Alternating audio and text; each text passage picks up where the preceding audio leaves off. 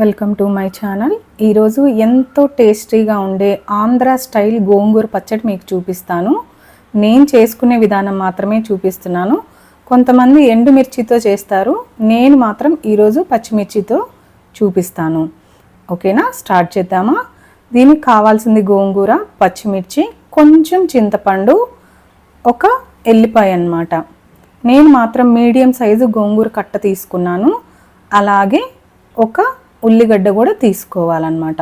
ఇది నేను బాగా 3 to 4 టైమ్స్ గోంగూర కడిగేసుకున్నాను. ఒక గిన్నెలో తీసుకోవాలి. దీంట్లో మనం ఇంతాక క్లీన్ చేసుకున్న పచ్చిమిర్చి, అలాగే మనం కొంచెం చింతపండు, మరీ ఎక్కువ వేయకూడదు.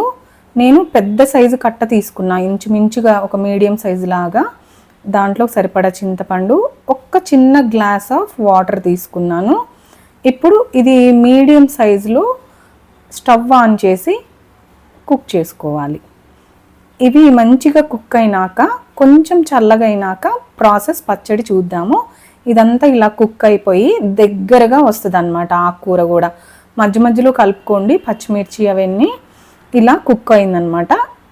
ఇలా కొంచెం మొత్తం వాటర్ అయిపోయినాక, కొంచెం వాటర్ ఉండగా స్టవ్ ఆపేసుకొని పక్కకు దించేసుకోవాలి. ఇది బాగా చల్లారాలి. తర్వాత మనం ఇందాక ఎల్లిపాయలు చూపించాం కదా, అవి ఒలుచుకున్నాను. ఇట్లాగా కొంతమంది రోట్లో వేసి నూరుకుంటారు, నేనైతే గిన్నెలోనే ఎనిపేస్తున్నాం అనమాట. కొంచెం ఉప్పు, ఇలా పప్పు గుత్తితో నేను వెనుపుతానమాట. కొంతమంది రోట్లో కూడా వేసుకుంటారు. ఇలా మెత్తగా నూరుకున్నాను. ఇందాక ఆనియన్ చూపించే కదా, చిన్న ఆనియన్ సన్నగా కట్ చేసుకొని పచ్చివే వేయాలన్నమాట. ఇవేం మగ్గబెట్టక్కర్లేదు. మేమైతే ఇలా చేసుకుంటాము. ఇలా మంచిగా కలుపుకొని ఇలా పక్కన పెట్టేసుకోవాలి. ఇప్పుడు మంచిగా ఇంగు వేసి తాలింపు వేసుకోవాలి. తాలింపు దినుసులు, ఎండుమిర్చి, కరేపాకు, ఇంగువ అన్నీ వేసి వేయించినాక ఈ తాలింపు తీసుకెళ్ళి పచ్చడిలో వేయాలి. చూసారు కదా, ఎంతో యమ్మీగా ఉండే ఆంధ్ర స్టైల్ గోంగూర పచ్చడి. మీరు ఎలా చేసుకుంటారో కామెంట్ రూపంలో చెప్పండి. Thank you for watching.